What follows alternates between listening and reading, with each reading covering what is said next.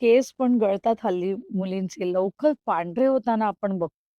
हे सगळं कशामुळे? म्हणजे प्रश्न पडतो कारण हं. आमच्या वेळेला एखादं दिसलं तरी नक्कीच, आम्हाला फार नक्की. विचित्र वाटायचं. आम्हालाही ते खूप आता हे येतं. सर्वात महत्त्वाचं म्हणजे ह्याला आयुर्वेदानुसार पित्त हा सर्वात मेजर पार्ट असतो when we talk about skin and hair. हं, म्हणजे पित्त हा नॉर्मल पाहिजे. याला आपण दोष म्हणतो. वात, पित्त, कफ हे दोष आहेत. पण ते जर समअवस्थेत म्हणजे बॅलन्स असतील, हं.